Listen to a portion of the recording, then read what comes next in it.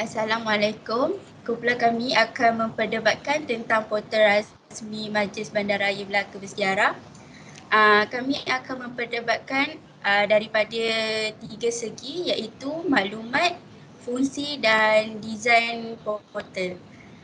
Untuk perdebatan maklumat, saya akan menyerahkan kepada Ayuni sebagai pembela dan Syuhada sebagai pembangkang.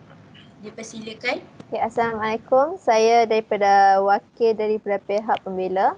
Bagi maklumat, bagi poin yang pertama, kalau kita dapat lihat dalam portal rasmi Majlis Bandaraya Melaka Bersejarah ni, setiap maklumat yang ditenterakan, yang dipaparkan mengikut maklumat terkini. Misalnya berkaitan kes COVID sekarang, kalau kita tengok pada menu berita terkini, dia ada paparkan jumlah kes hari sebelum, kiranya kemarin, dan dia juga paparkan berita tentang Datuk Bandar yang terima vaksin dan berita-berita terkini lah. Seterusnya, portal ni juga dia ada paparkan maklumat seperti laman media sosial, contact number dan juga alamat untuk pengguna hubungilah jika ada sebarang masalah. Dan portal ni juga dia ada paparkan QR code, yang mana kalau kita scan QR code tu, dia akan tunjukkan maklumat yang berhubung tentang Majlis Bandaraya Melaka Bersejarah tersebut.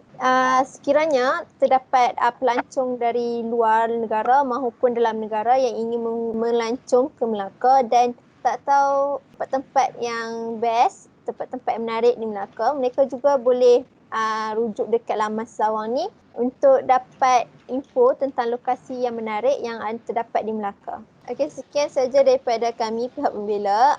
Sekiranya terdapat usul yang hendak dibangkang oleh pihak pembangkang, dipersilakan dari segi maklumat. Assalamualaikum. Okey, daripada poin yang Ayuni cakap tu, keempat-empat poin tu, saya bersetuju semuanya, tetapi poin yang pertama, apa yang saya nampak, maklumat yang disampaikan di dalam laman web tu memang banyak, tetapi dia terlalu padat. Macam dia sehingga menyukarkan pengguna untuk mencari info yang berkaitan matlamat ataupun fungsi utama website tersebut macam bercelaru.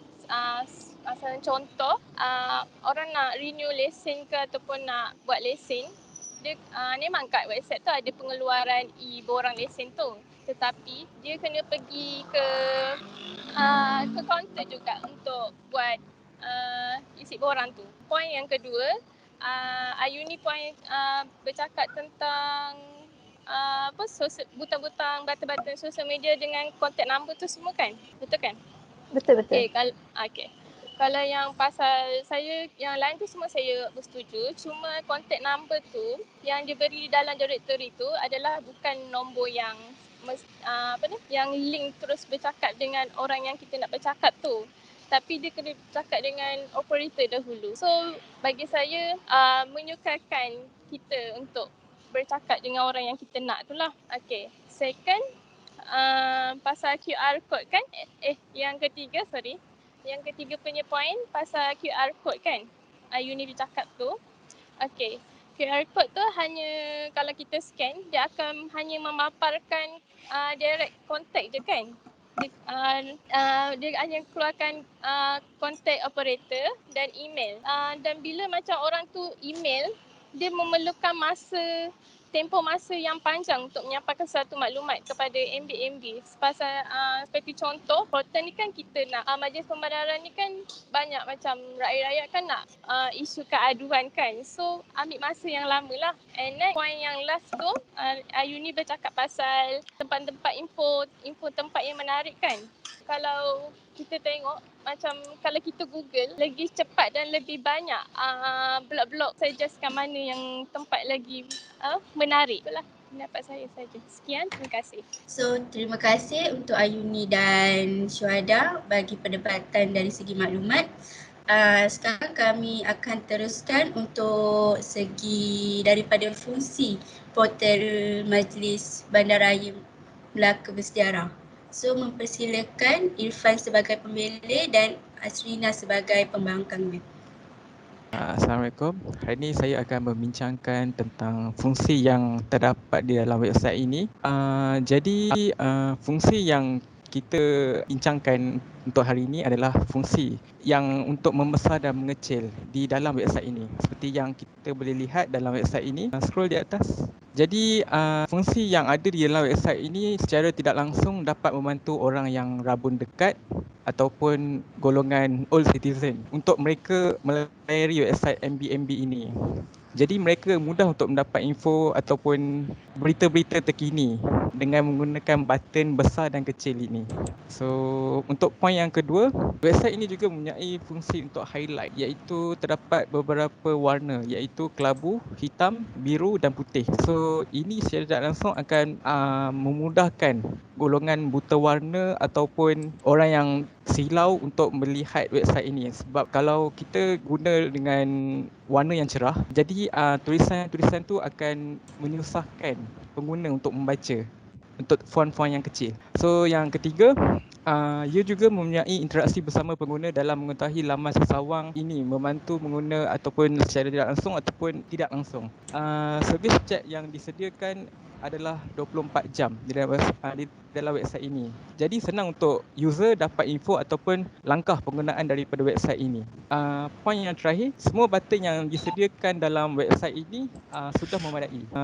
Jadi ada perkara yang hendak diusulkan ke dari pihak pembangkang tentang perkara ini ataupun fungsi-fungsi yang di dalam website ini? Saya setuju dengan pendapat anda, tetapi tidak semua button yang berfungsi dalam laman web tu, contoh seperti button block, sekiranya kita klik button block tu, dia tidak akan keluar apa-apa maklumat.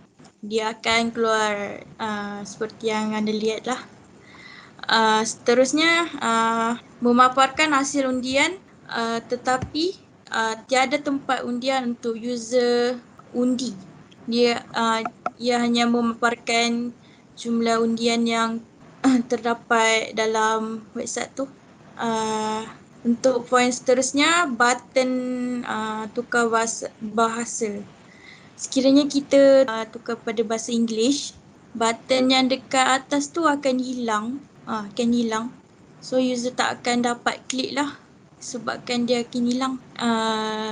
Lagi satu, fungsi-fungsi seperti yang A dekat atas tu dengan highlight tu, pengguna dia tidak tahu apa fungsi dia. Sepatutnya dia ada letak guideline apa fungsi setiap huruf dengan yang C tu. Sama ada dia untuk tulisan ke, untuk apa ke. Maaf saya mencelah. Di sini pengguna dapat orang kata try and error setiap button-button yang tersedia di dalam website ini. Jadi tidak mustahil kita perlu sediakan guideline di dalam website ini. Sebab ini perkara yang orang kata perkara yang remeh untuk disediakan di dalam website ini. Sekiranya ada button guideline atau cara penggunaan di dalam website. Okay, saya setuju dengan pendapat pembela. Sekian daripada saya. Okey, baiklah. Sungguh menarik tentang perdebatan untuk fungsi baru sahaja tadi. So sekarang kita beralih kepada segi design untuk portal MBMB ini. So kita mulakan daripada Zul dari pihak pembela dan saya sendiri Syahira daripada pihak pembangkang. Dipersilakan. Okey, Assalamualaikum. So sebelum itu terlebih dahulu saya ingin berterima kasih kepada rakan pembela saya iaitu Ayuni dan Haziq kerana telah membentangkan mengenai maklumat dan fungsi website ini. So untuk poin yang saya akan kemukakan adalah design, iaitu yang merupakan salah satu tarikan untuk menarik para pengguna untuk melayari website ini. Okey. So design ataupun antarmuka yang digunakan untuk website kerajaan Majlis Bandaraya Melaka Bersejarah ini merupakan design ataupun antarmuka yang simple dan sesuai untuk sesebuah laman web kerajaan. kerana disebabkan laman web kerajaan ini penggunanya adalah terdiri daripada golongan pelbagai usia, iaitu golongan orang tua dan golongan orang muda. So dari situ kita dapat membuatkan antarmuka ataupun design yang lebih simple dan more to user friendly. So mudah untuk para pengguna untuk menggunakan laman web tersebut. Alright, so untuk poin yang kedua adalah mempunyai daya tarikan seperti animasi. So animasi yang disebutkan adalah mengenai slide image ataupun image yang bergerak itu, yang ada mengenai berita-berita image yang terkini.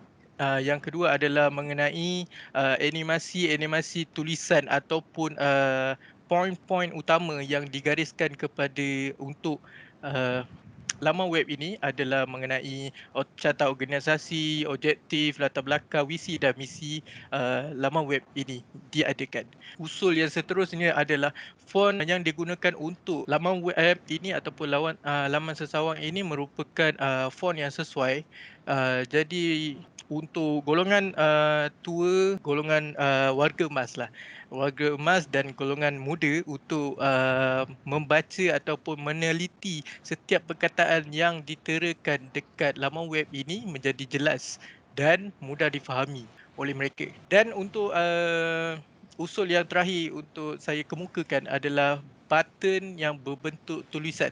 Alright, so mengapa button yang berbentuk tulisan ini digunakan berbanding button yang berbentuk gambar digunakan?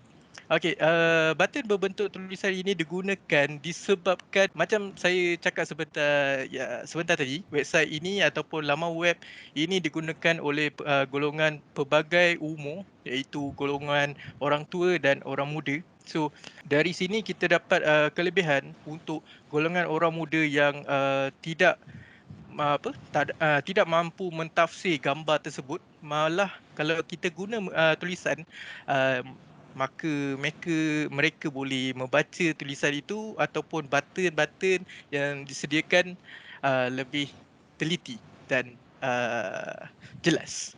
So akhir kata daripada saya, design yang digunakan untuk Majlis Bandaraya Melaka Bersejarah ini merupakan design yang sesuai dan user friendly. So itu daripada saya. Terima kasih. Terima kasih Zul untuk pembelaan anda. Di sini saya sebagai pihak pembangkang, saya amatlah tidak setuju daripada poin yang pertama. Anda kata design ni didesign secara simple dan sesuai untuk laman web kerajaan. Bagi saya, untuk menambah baikkan lagi, untuk lebih upgrade lagi. Kalau kita lihat setiap portal rasmi kerajaan mempunyai interface yang sama, tak ada beza dan tiada keunikan. Kedua, untuk daya tarikan animasi pula. Untuk daya tarikan saya rasa tidak sesuai untuk dikatakan untuk sebagai pembelaan kerana dari segi design portal, awak dah cakap yang pertama kali, awak kata sebagai simple. Orang simple tu bukan satu daya tarikan. Dan untuk animasi pula, awak cakap golongan protein ni untuk golongan tua dengan golongan muda. Untuk animasi ni saya rasa more kepada golongan muda. Golongan tua takkan kot, diorang akan tekan benda yang bergerak ni. Itu pada pendapat saya, dan secara faktanya orang tua takkan main tekan, diorang pun takkan tahu benda ni akan bergerak. Ketiga, untuk yang font saya setuju, memang sesuai. Dan yang terakhir adalah button. Saya rasa kita di era 2021 ni, era globalisasi ni, takkan ada orang yang takkan faham untuk bahagian ikon. Bila nampak ikon tu, rasanya mungkin lebih mudah ikon yang selalu digunakan. So daripada ikon yang berbentuk tulisan, saya berpendapat lebih baik, lebih mudah dan lebih difahami daripada gambar. Sebab secara faktanya orang lebih suka tengok gambar daripada membaca. Dan saya nak ujarkan, untuk portal ni terlalu banyak button-button yang tidak berfungsi diletakkan di dalam portal ni. Jadi dia memakan ruang dan membazir ruang untuk saya. Sebagai contoh, untuk bagi bata soalan, hubungi, tulisannya pun tak selari dan ada tak nampak juga. So itu saja daripada saya. Ada nak ditambah daripada pihak pemilih? Saya ingin menambah sikit mengenai usul yang saya cadangkan sebentar tadi adalah mengenai design yang terlalu anda kata terlalu simple. Okey, cuba kita bayangkan anda kata kita letak terlalu banyak gambar ataupun animasi ataupun button yang terlalu banyak dekat satu laman sesawang, mungkin akan jadi secara tidak teratur ataupun tidak tersusun ataupun terlampau penuh laman web Maafkan tersebut. So saya untuk mencela Encik Zul. Saya tak cakap terlalu banyak ikon, tapi saya kata ikon banyak yang tidak berfungsi yang tak sepatutnya ada. Untuk animasi saya tak cakap benda tu salah, tapi kalau untuk tujuan fokus user portal ni sebab untuk orang tua dan golongan muda, untuk animasi yang kenali MB ni sangat tak berfungsi lah. Mungkin lebih baik buat macam yang pautan anggota ni lagi baik daripada gambar bergerak-bergerak ni, sebab kita macam nak menangkap benda tu sangat tak profesional lah. adakah anda cakap berdasarkan fakta-fakta yang telah diterakan? Okey, fakta. Tidak cakap fakta. Kalau kita dengar daripada awal perdebatan kita yang pertama tadi, awak cakap golongan ni lah, pengguna user untuk portal ni golongan tua dan golongan muda. Tapi saya lebih nampak kenapa portal ni lebih kepada arah untuk golongan muda. Golongan tua tak boleh dapat. So jadi macam animasi ni saya rasa lebih baik untuk golongan muda. Lepas tu untuk tujuan yang highlight dan membesarkan tu pun awak cakap untuk yang muda. So untuk orang tua takkanlah perlu tu. So bagi saya animasi ni sangat tak perlulah. So ada apa yang untuk ditambah? Berdasarkan yang Syairah nyatakan sebentar tadi, kami tidak menujukan ataupun fokuskan kepada golongan tua sahaja. Kami fokuskan kepada umum, which is sekarang ni ramai yang buta warna, ada yang rabun jauh, ada yang rabun dekat. So dengan adanya button-button ini, secara tak langsung dapat membantu mereka untuk membaca ataupun melihat perkembangan ataupun berita-berita terkini di dalam website ini. Jadi ada perkara yang nak dibangkangkan ke?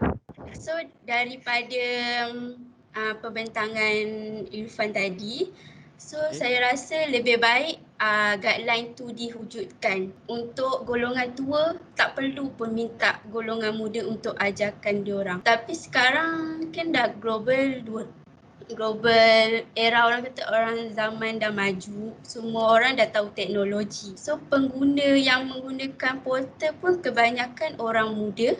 Orang tua mungkin berumur 40 ke bawah yang akan guna portal. Bagi saya kalau yang 40 tu mungkin lebih baik kita sediakan guideline untuk diorang. Kalau dah tak salah untuk kita masukkan guideline tu untuk mempermudahkan pengguna untuk gunakan. So jangan cakap guideline tu sebagai guideline yang remeh.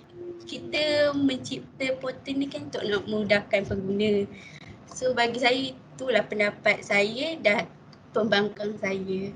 Okey, saya ingin menambah sedikit mengenai usul yang telah diterakan oleh Irfan Aziz, iaitu rakan pembela saya sebentar tadi, adalah mengenai berita terkini dan pengumuman yang terkini yang merupakan berita yang up to date di dalam laman sesawang ini. Jadi tidak perlu kita meletakkan pandu arah ataupun guideline di dalam laman web ini. Jika kita meletakkan pandu arah ataupun guideline di dalam laman sesawang ini, laman sesawang ini akan menjadi lebih crowded ataupun lebih padat dan penuh terlalu banyak dengan tulisan ataupun info-info yang perlu kita ketengahkan. Berbalik kepada idea asal yang merupakan website ini merupakan simple dan user friendly. So di situ dapat memudahkan pengguna. Website ini merupakan website yang baru Jadi mempunyai banyak kekurangan dan kelebihan yang mungkin daripada perspektif yang lain mungkin akan dapat kelebihan dan kekurangan yang berlainan. Sekian daripada kami, daripada pihak pembangkang, kami tetap dengan usul-usul yang kami ketengahkan. Terima kasih. Terima kasih Zul untuk kesimpulannya. Jadi ini adalah perdebatan kami tentang portal rasmi Majlis Bandaraya Melaka Bersejarah. Sekian daripada kami yang memperdebatkan tentang portal rasmi Majlis Bandaraya Melaka. Setiap percakapan dan pandangan dan perspektif kami adalah atas kami sendiri. Sekian, terima kasih.